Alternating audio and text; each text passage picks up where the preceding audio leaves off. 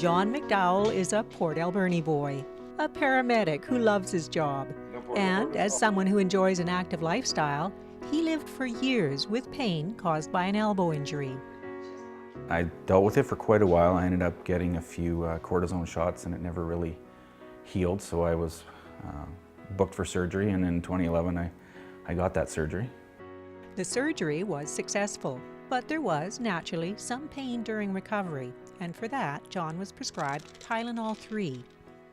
The maintenance dose of codeine with Tylenol 3 was exactly what I needed. I could do most of the things that I wanted to do, but I also have some lower back problems. I have a few of the discs that are gone and some that are going.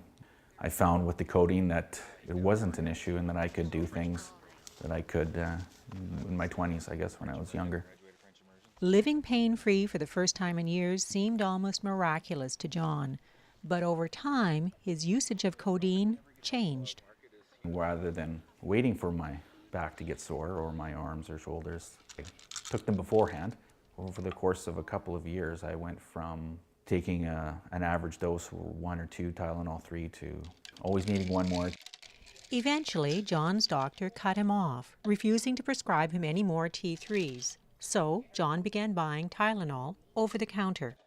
Most of the time, it was medicine for me. I had debilitating headaches, my nose would run, my joints would ache.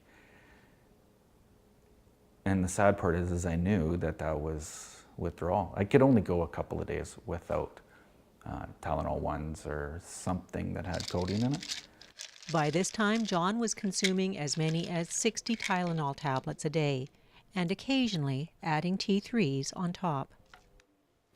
Once in a while, if I was looking to take the edge off, sideways, I guess something along those lines, I know of a few places in town where I would get some black market Tylenol 3s. It had taken years for John's codeine habit to get to this point, and he always intended to stop tomorrow.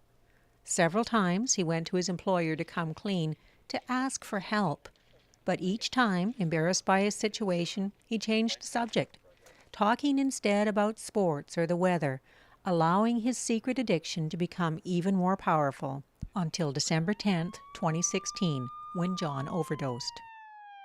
When I woke up, I had some colleagues standing over top of me who had just resuscitated me. My unit chief, my boss, was in my house. My wife was quite distraught, and I was not feeling very well. It was quite the feeling to need Narcan and come out of it. All of my guilt and my shame and things that I was worried about were now wide open.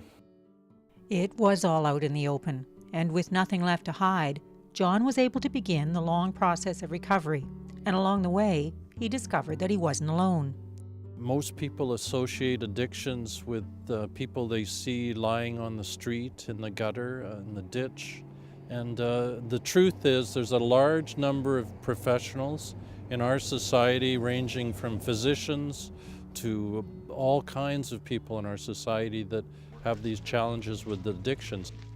Luckily for John, there was help available. Help that has given him the tools he needed to begin recovery, and a second chance at all he holds dear. The fact is, John's been able to go through this whole process and come out the other end in a positive way and being a contributing member of society. And during that process, he's managed to keep his job, he's kept his family, he's kept his children, and they've all supported him, which is just a tremendous story. I'm a very fortunate guy. I am surrounded by people who love me and have realized that nobody's born an addict or a street thug or anything like that. But the word addict implies, like I said, where I'm from here in Port Alberni, back alley, IV shooting, person hiding behind a dumpster. To meet other people who are willing to say, this isn't what I had intended. This wasn't the goal of the whole operation. It just is by accident one day, all of a sudden you realize that it's not okay.